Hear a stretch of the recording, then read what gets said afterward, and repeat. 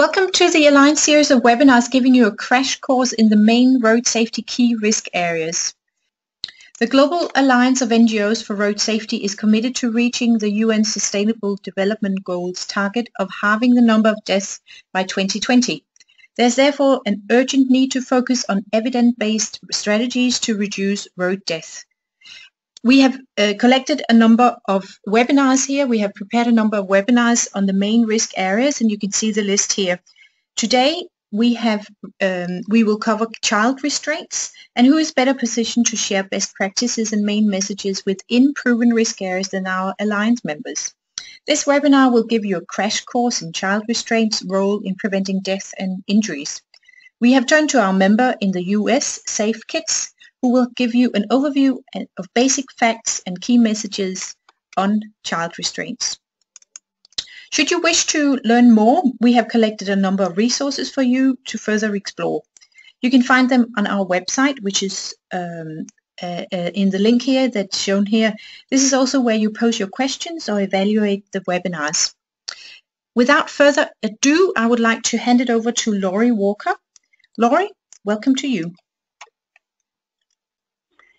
Thank you, Lotta. It's wonderful to be with you today and talk to you a little bit about how to get started working on child passenger safety. And for those of you that are already working in child passenger safety, this may be a refresher, or perhaps it will be a way to be re-energized. But please know that we're all struggling to keep children safe all around the world as traffic changes on a regular basis, as roads are built, as more people obtain cars, as people become pedestrians and bicyclists and motorcyclists. So let's focus on children on the road today. And first of all, in this presentation, we're going to look at defining what's a child in your country. It's very important because as laws are written and ages are assigned, you want to be sure that you cover children. And in some countries, children are children till they're 19, and in other countries, they're children till they're 10. So that's something to think about. It's important to collect data to know how and why children are at risk in your country. It's important to know who's already working on road safety in your country, and is there a way for you to build a relationship with them or join them? And then it's very important to have a clear strategy before you start to do something. And you may look for people who are already working on drafting laws, people who are looking at regulations, those who are doing enforcement, those who are teaching about road safety, those who are collecting data, and people who are communicating, such as the media, with people about how to keep their children safe. So you don't always have to start with one group. You can maybe have many people already doing something, and you just need to find out who they are. And then I'd like you to think about taking a good, better, best philosophy when you're planning, because you can't always start at the top. Sometimes you have to start with very elementary basics and then build on that. And then I encourage you finally to take the first step, whatever that is. How small it might be, how big it might be, take the first step. And I think you'll find that you're going to have a number of people in your country who are very happy to work with you. Next slide, please. So the Safe Kids model is one that we use research to collect and analyze our data, and we write reports on a regular basis. We use that research to develop a program. And with that program, we deliver consistent messaging so that everyone in our network is using the same language, using the same goals, using the same techniques. We want to use awareness. We don't want to scare people. We just want to make them aware of the issue. And then advocacy. How do we get laws? How do we build those laws out? So maybe we start with a very basic law, but then we end up adding to it so that that law is more comprehensive and reaches many more families. Next slide. So who is a child in your country? We always look at babies. They're the most obvious of people. And in our country, in the United States, most of our laws started dealing with the children who were babies and toddlers. That's that next group of preschoolers. Then that's where our laws started, with just those two groups. Mostly, though, it was just the babies. And what we found was that after a while, when families got used to using car seats, they wanted it for their older children to make sure that they had as much safety in the car as their younger brothers and sisters, or as much as the adult. So you'll notice that the child starts as an infant, moves to a preschool or a very young school-age child, moves on to middle school, and then into the adult-sized child, who can then use a seatbelt. But for those three children on the lower end of the scale, they need something extra to give them protection in a car. Next slide, please. So children, as they age in the United States, we had laws in the very beginning, and now we have laws that incorporate all 50 states, plus the District of Columbia and Puerto Rico. We have 2 states that cover children up to age 4. We have 10 states that cover children up to age 5. We have 6 states that cover children up to age 6, 31 states that cover children up to age 7, and 4 that cover children up to age 8. 15 of our states mention a back seat. If it's available, kids should use the back seat. And fines range from $25 to $500, plus a black mark or points on a driver's license. And then we have states that have teen driver requirements. And for those teen drivers, we have 14 states that, or 9 states rather, that allow children to drive at age 14, 32 states that allow them to drive at 15, and 10 states that allow them to begin to drive at 16. So you can see it's very widespread in the United States, and it may turn out to be just like that in your country too. But we started piecemeal. Maybe you can start in a more progressive look. So this is the chart that tells the story about children in the United States. And children in the United States, if you look way down at the lower colors, you'll see that under 14 years of age, we have a pretty steady use of fatalities in children in cars. But if you look at that line at the top, this is where our biggest problem is now. And that's children who are just beginning to drive or riding with new drivers as they are riding as teenagers in cars. And that's where we're focusing a good deal of our energy now. But we had it for many years on those lower ages that you can see at the very bottom. The chart tells the story. Next slide, please. So we know that restraints are a way to keep children safe in cars. And one restraint does not fit every child.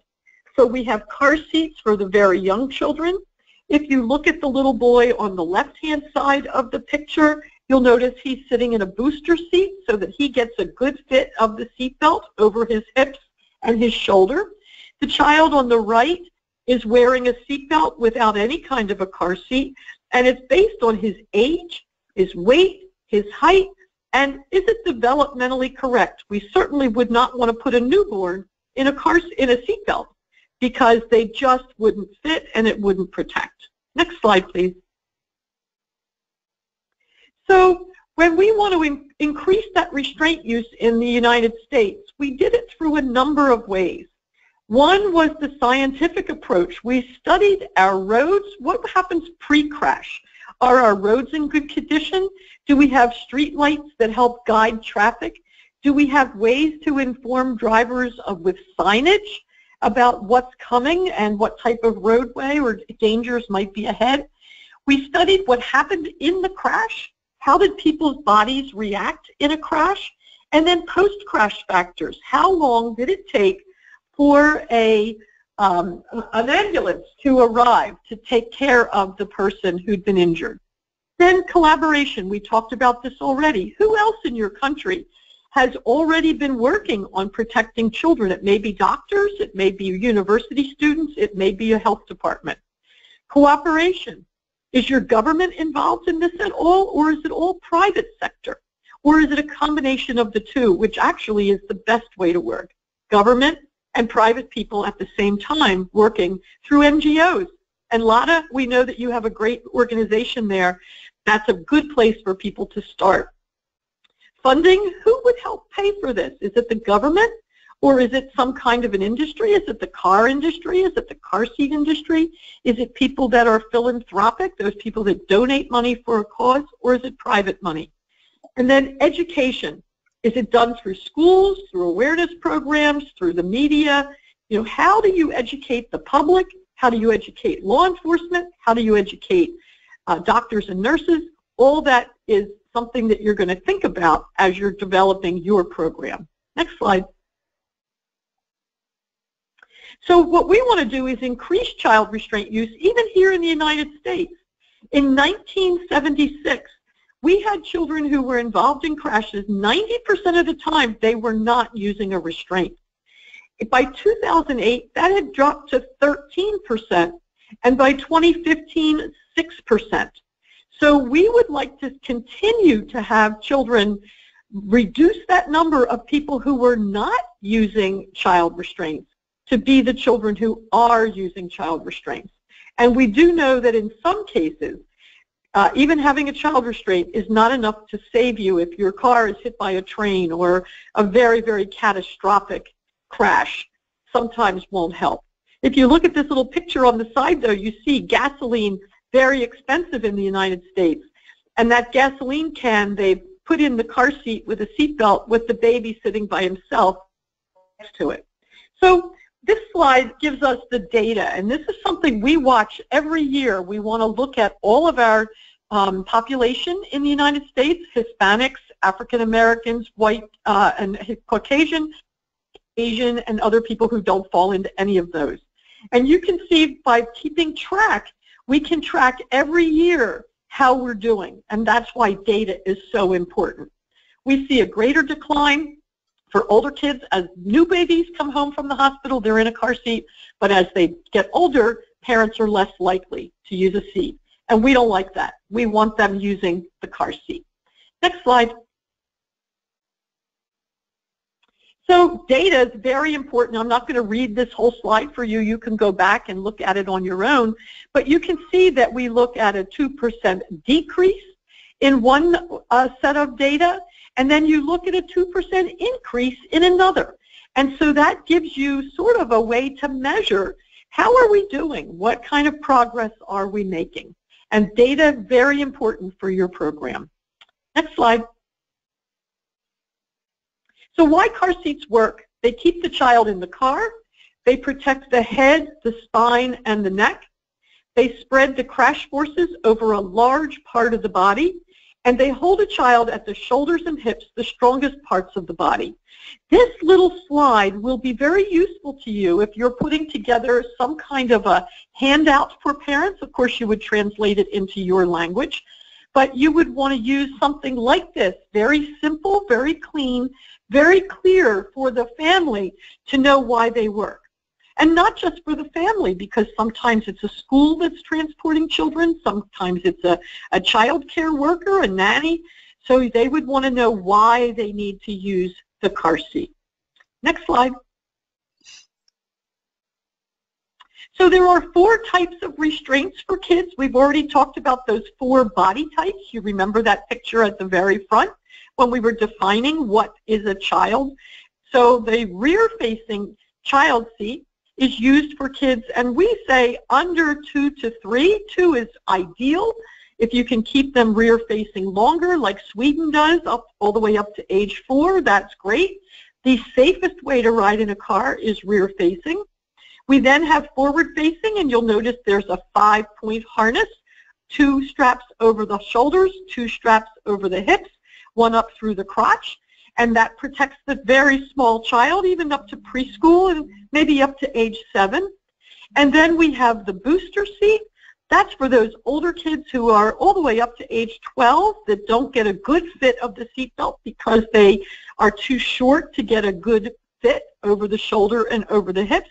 And then the seatbelt for every child, generally between 8 and older. And you'll notice there's overlap with this because all children are different. If we were to line up every 8-year-old, we have some that are very short, some that are very tall, and it depends on how the seatbelt fits for what parents need to know what to do and how to use it for their child. Next slide. Okay, so there are 2 different types of car seats that go rear-facing here in the United States, and we're very happy for that. One of them is one that has a carrier that has a handle that fits into a stroller or a dolly. I think sometimes you call it something different in your country, but it's one that can be used when parents walk the child instead of putting them in the car. And then we have the convertible seat. You'll look on the bottom picture, 2 of those where they're very large seats. They stay in the car. They don't come in and out very often. And those can hold children all the way from birth, sometimes up to age 6 or 7. So they're very, very large seats. And you would use the convertible seat once the child reaches age 2 or 3 and has outgrown the rear-facing weight limits from the manufacturer, and turn it forward, put it in an upright position, and use it in the forward position until the child outgrows those weight limits. So very, very useful tool. So rear-facing is best because it protects the head, neck, and spine. We now go to the forward-facing car seat, and this is for kids that are over age 2 and can sometimes fit them all the way up to age 6 or 7. And you'll notice a 5-point harness that holds over the shoulders, over the hips, and up through the crotch. And even in a car crash where the car seat is rolled over or the car turns over, the child stays beautifully in this seat, sometimes hanging upside down until the ambulance folks arrive to remove the other occupants. So this type of car seat does extremely well, and we urge families to keep children in this car seat as long as possible. Next slide. Then we have 2 types of booster seats. You'll notice the one on the left has head protection. It has wings for the child to rest their head if they sleep. There's also a guide at the shoulder that brings that head restraint up or down so that it fits a shorter child and then grows to fit them as they grow. Then you'll notice a child in the belt positioning booster seat. In the center, that child takes full advantage of the vehicle head restraint and also gets a good fit of the lap and shoulder belt. And then move on to the child on the right. He's using the same type of seat as the child in the pink seat.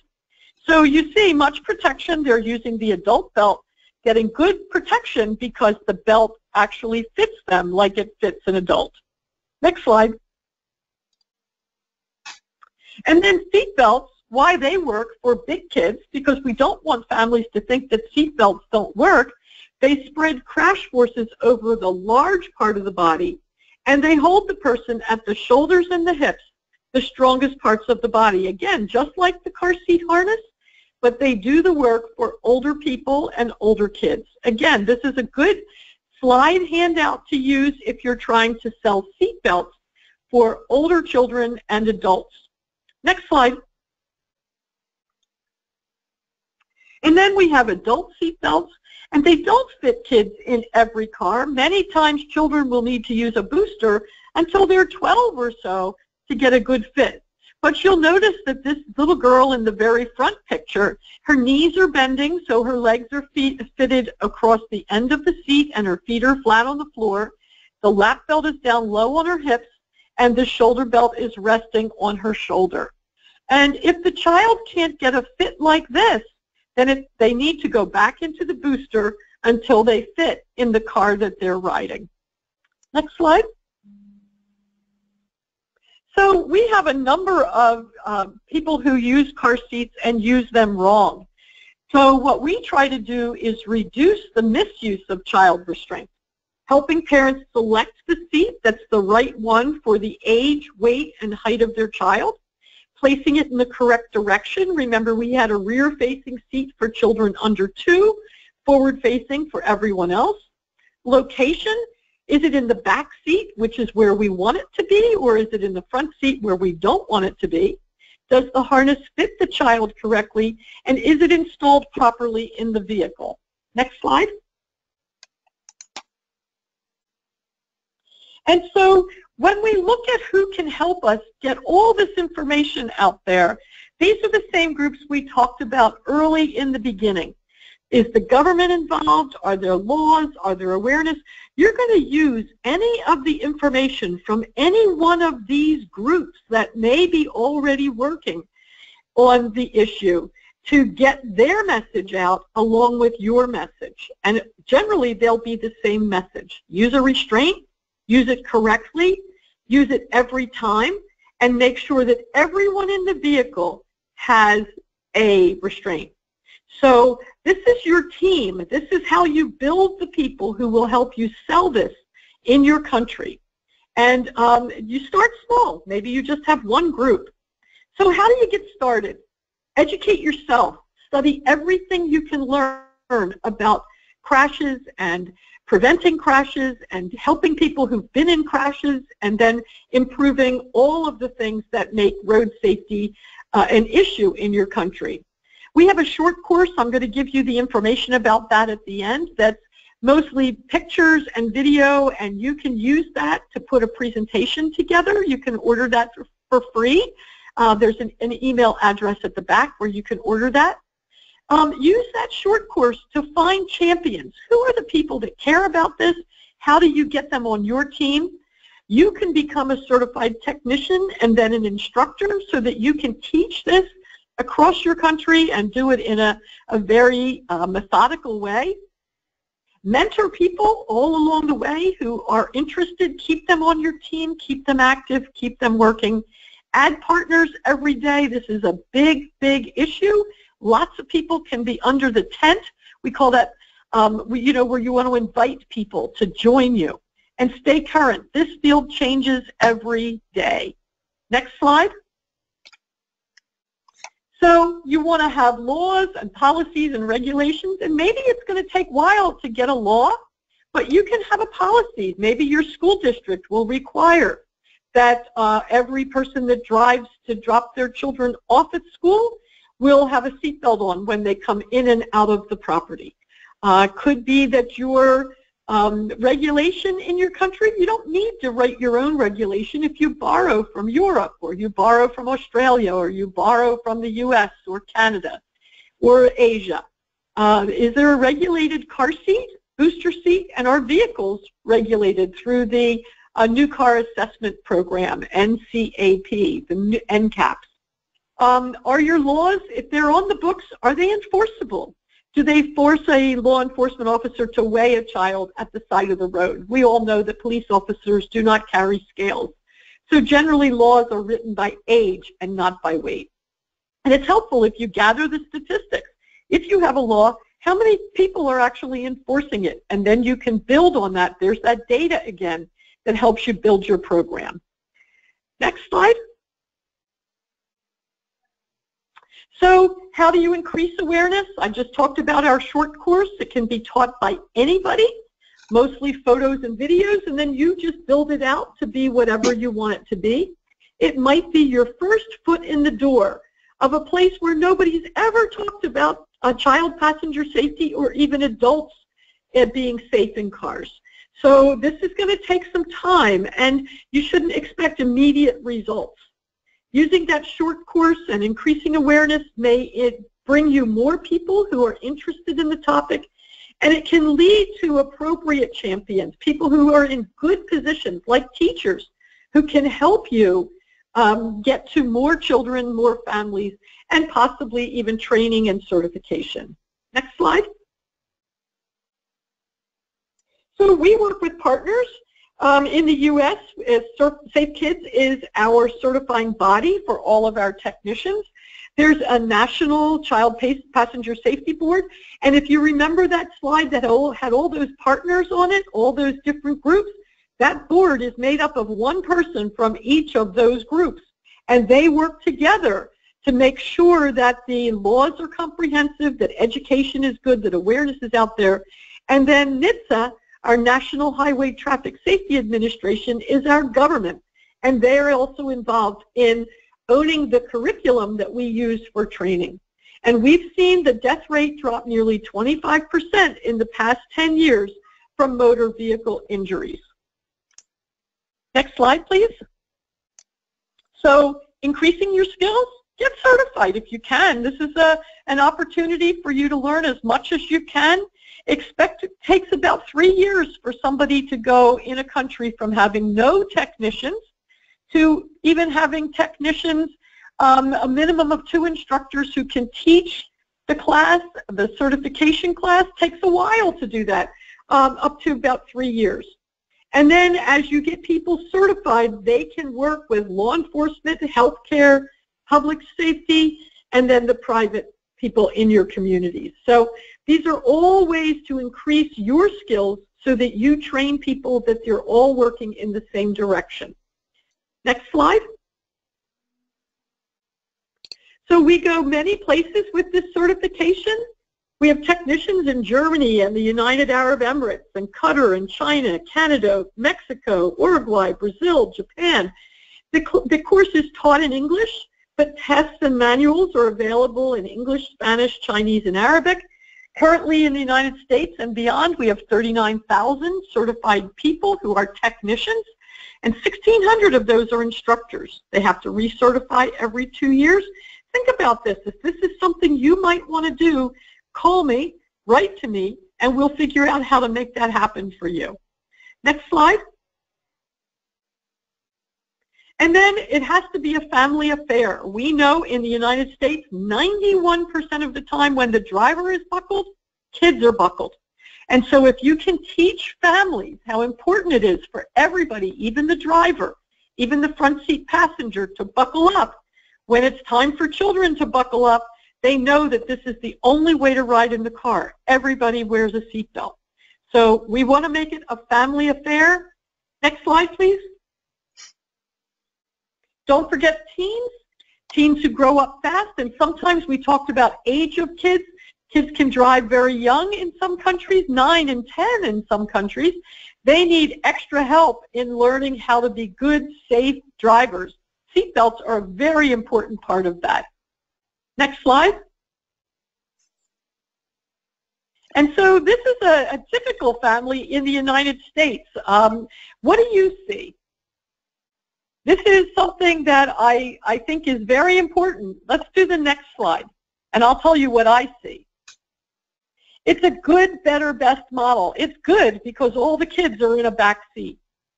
It's better because they're all in a back seat using a restraint. Now, some of them are not using them correctly. The seatbelt isn't positioned properly. It could be better. But best would be if all kids were in the back seat using the correct restraint. So when I first started in this field 30 years ago, we didn't have kids riding in the back seat. They were in the front seat. They were walking all over the car. They weren't seated. Now we have kids that are seated in the back seat. Many times, about 99% of children in the U.S. are riding in back seats under the age of 8. But best would be if they're all in the back seat using the correct restraint. That would be a car seat, a booster seat, or a seat belt. We're not there yet. You're probably not there yet, but that's what we're all working to do. Next slide. And there we go. It's a simple, clear process. It's going to take a while. You acknowledge that the family, the parents absolutely love their children, and that's why they're all buckled. And you gently give away that information that helps families. This isn't where you point your finger at the family and tell them, oh, this is bad, this is terrible. No, they've done a good job of putting their children in the vehicle. Now we just have to get it so that the children are protected the best that they can be.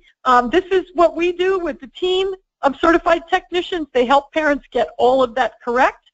Safe Kids checks between 80,000 and 100,000 seats per year, and we try to help families all along the way. We use social media in the U.S., and you can see this is something that we have very large numbers of people who follow us. I don't know what social media is like in your country, but if you're not using it, you need to get in there, because look at all these people that have been able to view information about safety on the Safe Kids network by using social media, media impressions. That's what goes out over the air, Facebook, Twitter, YouTube, all of that's useful, and you may have other options where you live. Next slide. Key message, find those right people. Build a team, build useful data, assure that your laws, policies, and regulations make it easier for people to know about road safety. Equip yourself, study, be a student, learn everything you can, and start now, wherever you are, to build a good, better, best model to keep families safe. Next slide. So thank you very much. Here's my contact information. Please feel free to send me an email, contact me, go to our website, and then if you choose to receive the short course, you would contact Kim Herman at safekids.org, and she will send it to you either electronically or on a DVD or a thumb drive. You would have to tell her which way works best for you, and we'll ask you to evaluate it when you're finished. Just send us a note, let us know how you used it. But thank you very much for your interest in child passenger safety. I hope you learned at least one new thing today, and if not, give me a call, send me an email, and we can talk further. Thank you. Thank you very much, Laurie. You can also contact me if you have any questions, and overall this webinar is available online, and you can go back and listen to it as many times as you like. Should you wish to learn more, we have collected a number of resources which you can find on our website. You can also reach out to Laurie and to Safe Kids directly. Overall, I encourage you really to use the excellent expertise that you can find in our group. Thank you very much for listening, and have a safe day.